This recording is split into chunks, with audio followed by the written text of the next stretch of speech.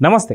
వైఎస్ఆర్సీపీ 2019 నుంచి 2024 వరకు ఒక్క ఛాన్స్ అంటూ తీసుకొని ఎలాంటి పనులు చేసింది, ఎలాంటి అరాచకాలు చేసింది, ఎలాంటి ఇబ్బందులు పెట్టింది. అయితే వీటికి ప్రత్యక్ష సాక్షి మనతో పాటు ఉన్నారు. అయితే పొంగనూరు గురించి తెలియని వాళ్ళు అంటూ ఎవరు లేరు. అంగళ్ళలో రాళ్ల దాడి కావచ్చు, తిరిగి చంద్రబాబు నాయుడు పైనే హత్యాయత్నం కేసు కావచ్చు, ఇంకా పొంగనూరులో అల్లర్లు కావచ్చు, ఇదంతా తెలిసిందే. రెడ్డప్ప, మిథున్ రెడ్డి వీళ్ళందరూ మాట్లాడుతున్న ఇప్పుడు మాటలు ఎలా ఉన్నాయి. అయితే ఇప్పుడు పొంగనూరులో జరిగిన నిజ వాస్తవాలు ఏంటి అనేది మనతో మాట్లాడడానికి ముల్లంగి వెంకటరమణ, ఎస్సీ సెల్ రాష్ట్ర ప్రధాన కార్యదర్శి మనతో పాటు ఉన్నారు. ఆయన అడిగి తెలుసుకుందాం. నమస్తే అండి. నమస్తే సార్. మొత్తానికి పొంగనూరు గురించి తెలియని వాళ్ళంటూ ఎవరు లేరు. ఎందుకంటే ఆ రోజు రాళ్ల దాడి జరిగిన తర్వాత తిరిగి మళ్ళీ చంద్రబాబు నాయుడు పైనే హత్యాయత్నం కేసు పెట్టడం కావచ్చు, ఇవన్నీ చూసాం. దాంట్లో ప్రత్యక్ష సాక్షి అని కూడా మీకు తెలుసు. అయితే ఇప్పుడు ఎంపీ మిథున్ రెడ్డి కావచ్చు లేదా రెడ్డప్ప కావచ్చు చేస్తున్న వ్యాఖ్యల్ని ఎలా చూడాలి? చాలా శాంతి భద్రతల కోసం 24వ తారీఖున ఢిల్లీ వెళ్ళి నిరసన చేస్తానంటున్నటువంటి వైఎస్ జగన్ మాటలు ఎట్లా చూడొచ్చు? ఎందుకంటే వీళ్ళందరూ మాట్లాడే మాటలు దయ్యాలు వేదాలను వెళ్ళిస్తున్నట్టే కనిపిస్తుంది. ఎందుకంటే 2019 నుంచి 2024 వరకు మనం చాలా క్లారిటీగా చూసాం ఏం జరిగిందని చెప్పి. మీరు ఒక ప్రత్యక్ష సాక్షిగా పొంగనూరులో ఉంటూ అక్కడ మీరు చూసింది ఏంటి అంటే ఏం చెప్తారు? 2019 నుంచే కాకుండా 2009 నుండి ప్రాతినిధ్యం వహిస్తున్నటువంటి ఈ అబ్బా కొడుకులు ఇద్దరు, మిథున్ రెడ్డి కానీ మిథున్ రెడ్డి తండ్రి, తమ్మలపల్లి నుండి పోటీ చేసిన ఇలా చిన్నాన్న మిథున్ రెడ్డి చిన్నాన్న, పెద్దిరెడ్డి రామచంద్రారెడ్డి తమ్ముడు ద్వారకనాథ్ రెడ్డి, వీళ్ళు ఏమని చెప్తున్నారంటే మేము అభివృద్ధి చేశాము, ఎంతో సేవ చేశాము అంటున్నారు. వీళ్ళ అభివృద్ధి అంతా పిహెచ్డి చేశాడంటున్నాడు రామచంద్రారెడ్డి. పిహెచ్డి ఏం చేశాడు? అరాచకాల్లో చేశాడు, దురాక్రమణలో చేశాడు, గనుల ఆక్రమణలో చేశాడు, భూ ఆక్రమణలు చేశాడు. ప్రభుత్వ భూములు అంటే మఠం భూములు, మఠం అంటే ఒక దేవస్థానం భూములు, వీటిల్లో ఆక్రమించుకునే దాంట్లో వీళ్ళు అగ్రగామిగా ఈ రాష్ట్రంలోనే మొదటి స్థానంలో ఉన్నారు. ఇప్పుడు శాంతి భద్రతలు విఘాతం కల్పిస్తున్నాము అంటున్నారు. శాంతి భద్రతలు విఘాతం కల్పించేదానికి ఏమిటి? శాంతి భద్రతలే లేకుండా స్వచ్ఛందంగా వాళ్ళే ఒక వ్యవస్థ, పోలీసు వ్యవస్థను ఈ రాష్ట్రంలో పూర్తి స్థాయిలో గుప్పిట్లో పెట్టుకొని ప్రతి పోలీసు, ఎస్పీలు, డిఎస్పీలు ఒకే కులానికి సంబంధించిన వాళ్ళని వేసుకొని ఒక 2-3 ఎస్ఐని సిఐలను వేసుకొని వాళ్ళు ఏది చెప్తే స్క్రిప్టు అదే పెడుతూ సాక్షాత్తు ఈ రాష్ట్రంలో అరాచక పాలనకు పూర్తిగా ఈ శాంతి భద్రతకు విఘాతం కల్పించేదంటే అన్నదమ్ములు, కొడుకు అందరూ ఈ ఏకచక్రాధిపత్యం పరిపాలిస్తూ వాళ్ళు చెప్పిందే వేదంగా ఈ రాష్ట్రాన్ని అధోగతి పాలు చేస్తున్నారు. శాంతి భద్రతలు లేవు అని చెప్పేసి అంటున్నారు వాళ్ళు.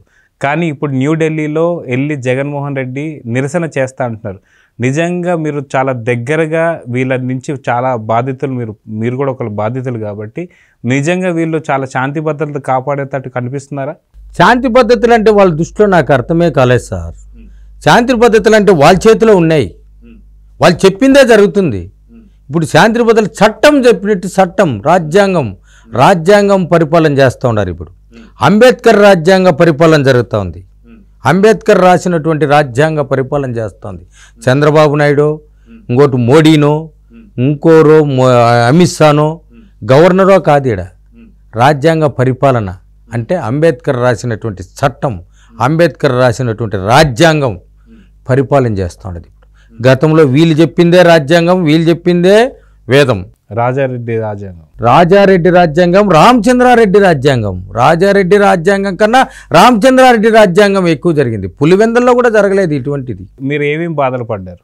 నన్ను ప్రత్యక్షంగా ఆర్థికంగా నేను చేసిన పనులపైన కలెక్టర్లకు లేనిపోని ఫిర్యాదులు పెట్టి నాకు రావాల్సినటువంటి బకాయిలు రద్దు చేయించారు, నా భూములు రద్దు చేయించారు. నా భూముల్ని నన్ను ఒక దళితుడిగా అక్కడున్నటువంటి నియోజకవర్గంలో తెలుగుదేశం జెండా పాతేదానికి, తెలుగుదేశాన్ని రూము మాపులు లేకుండా చేసే పరిస్థితుల్లో మొట్టమొదటిసారిగా నేను జెండా కట్టి ఈ నియోజకవర్గంలోనే బాదుడు కార్యక్రమానికి శ్రీకారం చుట్టి ఒక పంచాయతీలో భయం కోల్పోయింది.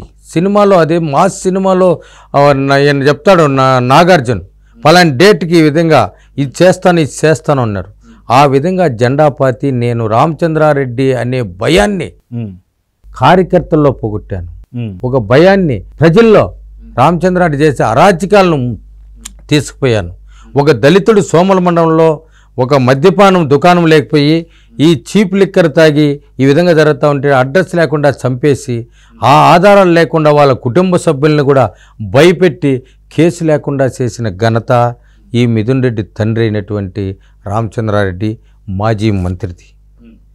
అక్కడ ఉన్నటువంటి అరాచకం ఎక్కడ కానీ ఒక ఫిర్యాదు, అది అందరికీ ఈ భారతదేశంలో కాదు ఈ ప్రపంచ భూలోకంలో కూడా లేని అరాచకాలు సృష్టించే దాంట్లో మొదటి స్థానంలో వాళ్ళ తమ్ముడు కూడా అదే స్థానంలో ఈరోజు కొన్ని వందల వేల ఎకరాలను భూ కబ్జాలు చేసి రోజుకు 1500 లారీల ఇసుక 1500 ట్రిప్పులు వీళ్ళ లారీలన్నీ బెంగళూరుకి తోలారు సార్. రోజు కోట్ల రూపాయలు విలువైన సంపద, ఖనిజ సంపద ఈ ఇసుకను బెంగళూరుకు తోలుతూ రోజు కోట్ల రూపాయలు గడించారు. ఆ డబ్బుతో ఈ వచ్చిన వాళ్ళకంతా కనీసం ఈ 2 నియోజకవర్గాల్లో డైరెక్ట్ ఎంఆర్ఓ పోస్టు లేదు. డీటెయిల్ వేసుకుంటారు, వాళ్ళకి డీటెయిల్ వేసుకొని వాళ్ళు చెప్పిందే విధంగా భూములన్నీ ఆక్రమించేస్తారు. కాంట్రాక్ట్ పనులు కొన్ని వందల ఎకరాలు ఈరోజు చూస్తే కోర్టే ఇచ్చింది, ఎన్జిటి నేషనల్ గ్రీన్ ట్రిబ్యునల్ ఇచ్చింది. దానికి విరుద్ధంగా కేంద్ర ప్రభుత్వానికి విరుద్ధంగా ఎన్జిటికి విరుద్ధంగా ప్రాజెక్టులు కట్టారు. 100 కోట్ల రూపాయలను ఫైన్ వేశారు. ఆ ఫైన్ కూడా ప్రభుత్వాన్ని కట్టమన్నారు. ఎన్నో అరాచకాలకు గురైనటువంటి ఇక్కడ వాళ్ళు మాట్లాడడం చాలా విడ్డూరంగా ఉంది. అయితే మీ మీద ప్రత్యక్షంగా మీ మీద చేసిన దాడులు కానీ లేదా హింస కానీ ఏదైనా ఉందంటే ఏం చెప్తారు? నా పైన డైరెక్ట్గా దాడి చేసి ఆ రోజు మాజీ ముఖ్యమంత్రి వర్యులు నారా చంద్రబాబు నాయుడు గారు పాదయాత్రలో భాగంగా అంగల్లో గొడవ జరిగింది. అక్కడి నుంచి పుంగనూరుకు వస్తుంటే పుంగనూరులో సార్ రాకముందే వాళ్ళ వైసీపీ గూండాలను మధ్యాహ్నం నుంచి బ్లాక్ రిబ్బన్స్ ఇవంతా సట్లకు తగిలించుకొని నిరసన తెలుపుతూ ఉంటే కనీసం ఒక్క పోలీసు కూడా అడ్డుకోలేదు. మేము ఆయనకు స్వాగతం పలికేదానికి కార్యకర్తలం అందరము వచ్చాము. పూల దండలు ఎత్తుకొని వస్తే మా పైన కట్టులు రాడ్లు ఎత్తుకొని వచ్చి సార్ పైన రాళ్ళు విసిరి ఆయనకు రక్షణ కల్పించని పోలీసులు దాడి జరుగుతూ ఉంటే చూసుకొని ఉంటే కనీసం మేము విచ్చలవిడిగా బ్రగిస్తాం. అక్కడ పోలీసుల మీద వాళ్ళే దాడి చేసి 600 మంది పైన కేసు పెడితే 120 రోజులు 5 రాష్ట్రాల్లో తిరిగాం మేము. లాస్ట్కి చివరకు నన్ను హైదరాబాద్లో పట్టుకొని తీసుకొని వచ్చి పోలీసులు చాలా రఘురామకృష్ణరాజు మాదిరి కాళ్ళు కట్టేసి కొట్టి నోట్లో గుడ్డలు కట్టి చేతులు వెనక్కి కట్టేసి తన్నాడు ఒక సిఐ కల్లూరులో. ఇవన్నీ సాక్షాత్తు న్యాయమూర్తి పుంగనూరు న్యాయమూర్తి చూసి ఈ చేతులు నన్ను అన్నీ చూసి కనీసం కేసు పెడితే కూడా నీ కుటుంబ సభ్యులను లోపల వేస్తామంటే నోట్లో మాట రానియకుండా నన్ను తప్పుడు కేసులన్నీ పెట్టి నిన్ను 3 నెలలు లోపల రానియమంటే 2 పోలీసు వాళ్ళని వెనకబెట్టి డాక్టర్ను భయపెట్టి తప్పుడు సర్టిఫికేట్ తీసుకొని కూడా చేశారు. అయినను న్యాయమూర్తి గారు నా బాధ నా చేతులు నన్ను పరిశీలన చేసి ఆమె అప్పటికప్పుడే బెయిల్ ఇచ్చేసారు. ఇన్ని చేసిన వీళ్ళు ఈరోజు చట్టం గురించి చెప్తాడు రెడ్డప్ప. నేను పార్లమెంట్లో ఉన్నాను అంటాడు. పార్లమెంట్లో వచ్చి నువ్వేమన్నా దాడి చేస్తావా? పోలీసులు కదయా మా పైన దాడి చేసింది, కార్యకర్తలు కదయా మా పైన దాడి చేసింది, పోలీసులు కదయా కేసు పెట్టింది. ఇప్పుడు పోలీసులే కేసు పెడుతున్నారు మీ పైన. అదే కేసు పోలీసులే కదా ఇప్పుడు రాస్తున్నారు, మేము కాదు కదా. ఇప్పుడు సల్లా రామచంద్రారెడ్డి గారిని చంద్రబాబు నాయుడు గారిని పుంగనూరులో ఏమన్నా వచ్చి కూర్చున్నారా? లేదే. నువ్వొక దళితుడి పైన మద్యం గురించి అడిగితే కేసు పెట్టావు. సాక్షాత్తు ఎస్కే రమణారెడ్డిని ఒక సీనియర్ పొలిటికల్ లీడరు కొడుకు పెళ్లి చేసి బోయకొండకపోతే క్యూలో అధికారులందరినీ క్యాస్ట్ ఫీలింగ్తో మాట్లాడినాడని కొడుకు కొత్తగా పెళ్లి చేసుకొని గుడికి పోతే వాళ్ళ మీద కేసు పెట్టాం. అతని ఇంటి ప్రహరీ గోడను కూల్చిపిచ్చినారు పట్ట పగులు. కనీసము అతడు ఒక 20-30 లక్షల రూపాయలు ప్రహరీ గోడ కడితే కూడా అతను కూల్చేశారు. మేము 100 రోజుల పాదయాత్ర కంప్లీట్ అయిందని చెప్పి నారా లోకేష్ గారు కంప్లీట్ అయితే మేమేదో సంఘీభావ యాత్ర పెడితే మమ్మల్ని కట్టు కదలేకుండా పుంగనూరులో మా పైన దాడి చేయించారు. పెద్దపురపల్లో రాళ్లతో దాడి చేయించారు. మా కార్లన్నీ కొట్టారు. అసలు శాంతి భద్రతకు విఘాతం కల్పించింది మీరు. చట్టం అంటున్నావు రెడ్డప్ప గారు, మీరు బిఎల్ చదివిన అంటావు. ఏముందండి ఈ చట్టంలో?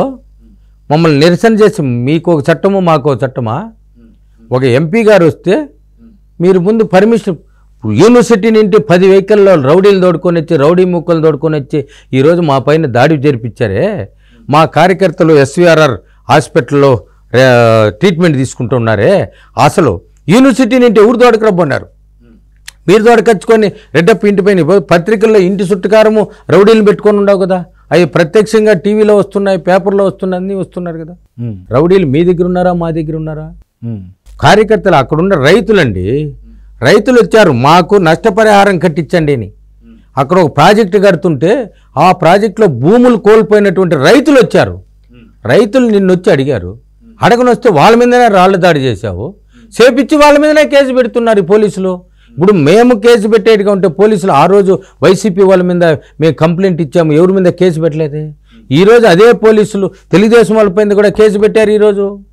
మరి మేము దాడి చేస్తే మా పోలీసులు ప్రభుత్వం మా చేతిలో ఉంటే మా కార్యకర్తల మీద ఏ విధంగా పెడతారండి? రెడ్డప్ప గారు, నువ్వు లా చదివావు కదా, ఢిల్లీలో ఉంటే మరి దాడి ఎట్ట జరిగిందేడా? ఎట్ట వద్దు, పోలీసులకు మా పేర్లు తెలుసా? మీ కార్యకర్తలు చెప్తేనే కదా 600 మంది మీద కేసు పెట్టారు. మరి ఈరోజు సంఘటనలో మేము పెట్టామా? లేదు మా ఇన్ఛార్జ్ చల్లారామరెడ్డి పెట్టాడా? ఏ రోజు చల్లా రామచంద్రారెడ్డి నిరసన కార్యక్రమాలు చేశాడు, కానీ రౌడీయిజం చేయాలనుకుంటే రొంపుచెర్ల ఇంటి పుంగునూరికి రామచంద్రారెడ్డి రాలేరండి, మిథున్ రెడ్డి కూడా రాలేరండి. దౌర్జన్యం చేయలేదు.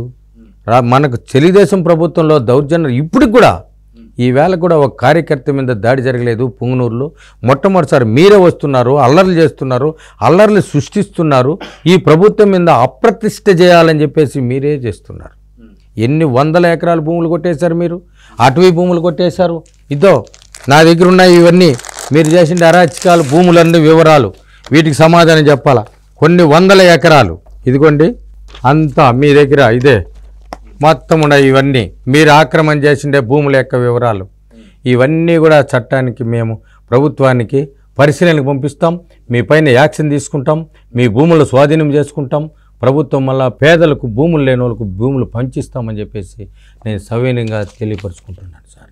అయితే మొత్తానికి మీరు అక్కడ మళ్ళీ పెద్దిరెడ్డి రామచంద్రారెడ్డిని గెలిపించుకున్నారు. నిజం గెలిపించుకున్నారా, లేదంటే అక్కడ ఏదైనా ఎలక్షన్స్ టైంలో ఏదైనా జరిగిందంటే ఏం చెప్తారు? అతను సేవ్ చేస్తానన్నాడు కదా, 3000 రూపాయలు ఓటుకు పంచాడండి. మద్యం ఏరులై పారింది. చాలామంది మద్యం ప్రియులందరూ ఓటు వాళ్ళకి తెలియకుండా ఉదయం నుంచి పంచుతున్నారు, 5 గంటల నుంచి మందు పంచుతున్నారు. కనీసం వాళ్ళు పెట్టుకున్న మనుషులే, కనీసం మాకు భయభ్రాంతులకు గురవుతున్నాం. అధికారం ఎంత మెజారిటీతో గెలిచారు?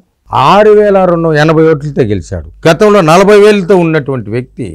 కానీ ఇక్కడ చెబుతుంది ఏంటంటే 6000 ఓట్లు ఏదైతే ఉన్నాయో అవి కూడా కొన్ని బ్యాలెట్ బాక్సులు వచ్చి ఎత్తకపోయారు కాబట్టి ఇది జరిగిందని చెప్పేసి కొంతమంది అంటారు. 4 బ్యాలెట్ బాక్సులకు సీల్ లేవండి. ఆ రోజు అతను ఒక పోలింగ్ ఆఫీసర్ను ఒక రెడ్డి సామాజిక వర్గం చెందిన అతను వేసుకున్నాడు. ఆయన చెప్పిందే వేదంగా జరిగింది. మనం సామాన్యంగా ఏ రోజు కూడా కానీ తెలుగుదేశం పార్టీ ఏ నిరసన కార్యక్రమం చేయలేదు. ఆ రోజు ఖచ్చితంగా చేస్తుంటే కానీ భయపెట్టి అతని పైన గెలిపించుకునేదానికి అవకాశాలు అతనే సృష్టించుకొని డిక్లేర్ చేసుకున్నాడు. దాని మీద కూడా ఫిర్యాదు చేశాం, దాని మీద కూడా కోర్టులో కేసు జరుగుతుంది. త్వరలో కూడా అతన్ని డిస్క్వాలిఫై చేసేదానికి కూడా అవకాశాలు ఉన్నాయి. ఇప్పుడు దళితులుగా మీరు ఇన్ని చెప్తున్నారు, మీరు చూపించినటువంటి పత్రాలు కూడా చూపిస్తున్నారు. సో దీని మీద దళితుడిగా మీరు పడ్డ బాధలతో మీరు కేసు పెట్టబోతున్నారా అంటే పెడతారా? ఆల్రెడీ మేము కేసు ఇచ్చేసాం, నేను ఎప్పుడో ఇచ్చేసా. కేసు పెట్టి అన్ని వస్తే కూడా కేసు రిజిస్టర్ చేయలేదు. ఇప్పుడు ప్రైవేట్ కేసు వేస్తున్నా మళ్ళీ. ఇప్పుడు మొన్ననే వచ్చా, మన ముఖ్యమంత్రి గారికి ఫిర్యాదు చేయొచ్చా. త్వరలో మళ్ళీ హైకోర్టుకు పోతాను, సుప్రీంకోర్టు, ఎస్సీ కమిషను, మానవ హక్కులకు, రాష్ట్రపతికి, హైకోర్టు చీఫ్ జస్టిస్ కూడా ఇచ్చేసా గతంలోనే. ఇవి ఏం జరిగినాయో తెలవడం. ఇప్పుడు ప్రభుత్వం మారింది కాబట్టి మీకు కొంత నమ్మకం ఉందా ఖచ్చితంగా కేసు ఫైల్ అయ్యే అవకాశం? 200% ఎవరికైనా ఉంది. ఈ ప్రభుత్వంలో నాకే కాదు, తెలుగుదేశం కార్యకర్తకి కాదు, ఈ ఆంధ్రప్రదేశ్లో పుట్టిన ప్రజాస్వామ్యవాది ఎవరైనా ఏ ప్రజలకైనా నమ్మకం ఉంటుంది ఈ ప్రభుత్వం పైన, ఈ చంద్రబాబు నాయుడు పైన. అందరికీ న్యాయం జరుగుతుంది. అయితే ఇప్పుడు 24వ తారీఖు వైఎస్ జగన్మోహన్ రెడ్డి అంటే పులివెందుల ఎమ్మెల్యే వెళ్ళి ఢిల్లీలో నిరసన చేస్తా అని చెప్పేసి అంటున్నారు శాంతి భద్రతల కోసం. నిజంగా మీరు పొంగనూరులో శాంతి భద్రతల నేపథ్యంలో అక్కడ నిరసన చేయమని అడగొచ్చా? అతనికి శాంతి భద్రతలు అంటేనే తెలియని వ్యక్తి అండి సార్ ఆయన. శాంతి ఏంది, భద్రతలేంది? నువ్వు శాంతి భద్రతలు జైల్లో కూర్చోవాలా, చర్చిలో కూర్చొని చేసుకోవాలా? నువ్వు ఒక అరాచకవాది. నీ పార్టీ పుట్టిండేదే ఒక రక్తపాతంలో పుట్టింది. మీ నాన్న మీ తాత రక్తం పంచలేదా? 2009లో ముఖ్యమంత్రి అయితే 152 మందిని చంపేశాడండి రాజశేఖర రెడ్డి. ఆ చంపితేనే ఒక మూట దొరికింది అడవిలో. అవి ఏమో రక్తమాంసాలు ఎవరు కూడా తెలియదు. మీ పార్టీ పుట్టిండేది అసలు నువ్వు పార్టీ రిజిస్టర్ చేసావా? నీ సంతకము కొట్టి భయపెట్టి ఒక పార్టీని పెట్టుకున్నాడు, వైఎస్ఆర్ పార్టీని. చెవా రక్త మాంసాలతో పుట్టింది, రక్త సిరాతో పుట్టింది వైసీపీ. తెలుగుదేశం పార్టీ అట్టు కాదు. చిన్న హత్య కేసుతో స్టార్ట్ అయిన పార్టీ ముఖ్యమంత్రి అయ్యాడు. అంతకుముందే చిన్నాన్ని చంపించింది ఆయన. దానికి సూత్రధారి పాత్రధారి మొత్తం వాళ్ళ చెల్లిలే చెప్తా ఉంది కదండి. ఇద్దరు చెల్లెళ్ళు నోరు ఎత్తుకొని ఈ రాష్ట్రమంతా కూడా తిరిగారు. హత్య అతనే చేశాడు, చేపించాడు, మొత్తం అతనే చేశాడు. ఈరోజు ఇదే చెప్తున్నాడు రాష్ట్రపతి పాలన కావాలని. అరే రాష్ట్రపతి పాలన పెట్టుకో, ఇంకోరు ఏదన్నా ఇతర దేశాల్లో కూడా పోయి కావాయా? ఇప్పుడు ఎవరు కాదండ్రి రాష్ట్రపతి పాలన పెట్టాలంటే? నువ్వు చెప్పేస్తే రాష్ట్రపతి పాలన పెడతా. ప్రజలు నీకు 151 ఇస్తే మాకు 165 ఇచ్చాడు. కూటమి ప్రభుత్వానికి ఇన్ని ఇచ్చారు, నీకన్నా ఎక్కువ ఇచ్చారు. కొన్ని వేల మెజార్టీతో 90,000, 70,000, 80,000, 50,000తో ఇచ్చారు. మీరు గెలిచిందంతా 11 సీట్లు. ఆ 11 సీట్లలో బీజేపీకి మద్దతు ఇచ్చిన కొన్ని వాటిల్లో పోయింది. కొంతమంది ఏదో తెలుసో తెలియక ఏదో అది కామన్ అది జరిగింది. ఇంత దరిద్ర బతికి ఈ విధంగా మళ్ళీ ఇప్పుడు నేను ఢిల్లీకి చేస్తా, జంతర్ మంతర్లో చేస్తా, నువ్వు యాడ్ చేస్తే ఏముండదు. ఇప్పుడు రాష్ట్రపతి పాలన కోరుతున్నారు. 45 రోజుల్లోనే రాష్ట్రపతి పాలన గుర్తొచ్చింది అంటే 2019 నుంచి 2024 వరకు మీకు గుర్తు రాలేదా రాష్ట్రపతి పాలన పెట్టించాలని చెప్పి? అప్పుడు అరాచకాలు జరగలేదంటారా? మేము ప్రజాస్వామ్య పద్ధతిలో ఎన్నుకున్న పార్టీని రాష్ట్రపతి పాలన కోరుకునే అవసరం మాకు చట్ట ప్రకారం పోతుంది. మాకు తెలుగుదేశం పార్టీ ఎప్పుడు ప్రజలు ఎన్నుకోబడిన పార్టీ. ఎన్టీ రామారావు పేదల పార్టీ, చెమటోర్చిన పార్టీ, కార్మిక కర్షక రైతుతో పుట్టిన పార్టీ ఇది. మేము ఒక ప్రజాస్వామ్య పద్ధతిలో ఎన్నుకున్న పార్టీని దించేసి రాష్ట్రపతి పాలన ఏ రోజు మేము పోయి రాష్ట్రపతి పాలన పెట్టమని మేము అడగలేదే. అసెంబ్లీలో కన్నీళ్లు పెట్టించినట్టు వాళ్ళు ఈరోజు కూడా ఆయన ఆహ్వానిస్తున్నాం, రారా నాయనని. వాడు రావడమే అసెంబ్లీలో ఒకరికి కూడా అసెంబ్లీలో కూర్చునే అర్హత లేదు. వచ్చినోడంతా జగన్మోహన్ రెడ్డి యేసు ప్రభు, జగన్మోహన్ రెడ్డి శ్రీకృష్ణుడు, జగన్మోహన్ రెడ్డి అల్లా. ఇదేనండి సచివాలయంలో చట్టాలు చేసే దాంట్లో వచ్చి జగన్మోహన్ రెడ్డి పొగడతావా? ప్రజల సమస్యలు తీర్చేదానికి కదా చట్టసభలు పెట్టుండేది. చట్టసభల్లో నీ కొడుకు ఇట్లా పుట్టా, నీ తండ్రి ఇటు పుట్టి, నువ్వు ఇటు తాగినావు, ఆ డ్యాన్సులు వేసుకునే వాళ్ళని, పాన్ పరాగులు, కోడి పందాలు ఇవన్నీ ఆడేవాళ్ళందరినీ చట్టసభల్లో తెచ్చుకుంటే వాళ్ళకి ఏం తెలుస్తుందండి? ఈరోజు సిత్తుగా తన్ని ఓడగొట్టేశారు. అడ్రస్ లేదు. పార్టీయే కొలాప్స్ అయిపోయి ఈసారి మూసేసే పరిస్థితుల్లో ఉందండి.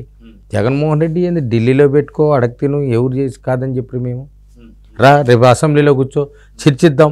నీ మాదిరి అసెంబ్లీలో మాకు తిట్టేవాళ్ళు లేరు, నిన్ను కొట్టేవాళ్ళు లేరు, ఎవరు లేరు. బ్రహ్మాండంగా స్వాగతం ఏర్పాటు చేసాం. దొంగదావల్లో వస్తున్నావు, దొంగదావల్లో పోతున్నావు. నువ్వు రేపు వచ్చి అసెంబ్లీలో కూర్చో, నీకెవరైనా చిన్న సీమ కూడా హాని చేయదు. ఒక్కరు కూడా నీ పైన అసభ్యంగా మాట్లాడేవాళ్ళు లేరు. 164 మంది ఉన్నారు. ఇటు కనుసూపు జరిస్తేనే నువ్వు అగ్గైపోయి బుగ్గైపోతావు. అయినా నిన్ను స్వాగతంగా ఆహ్వానిస్తాను, రా కూర్చో. 4 రోజులు 5 రోజులు చూద్దాం. నీకు ధైర్యము దిల్లు అన్నీ ఉంటే, మాట మీద ఉండానంటే, మడము తిప్పమంటే 5 రోజుల అసెంబ్లీలో కూర్చోండి, చూద్దాం. మీరేదో చర్చించండి, సిద్ధంగా ఉంటాం. మీ చర్చకు మీకు లేదు, అందరూ జైలుకి పోబోతారు త్వరలో. హైవే మీ మీద జరుగుతూ ఉండేది. సో చూద్దామండి. ఖచ్చితంగా మీలాంటి దళితులపైన కూడా దాడులు జరుగుతూ ఇప్పుడు వచ్చి శాంతి భద్రతల పైన మాట్లాడుతున్నారంటే అది వాళ్ళ విజ్ఞతకి వదిలేద్దాం. చూద్దాం ఏం జరుగుతుంది. నమస్తే.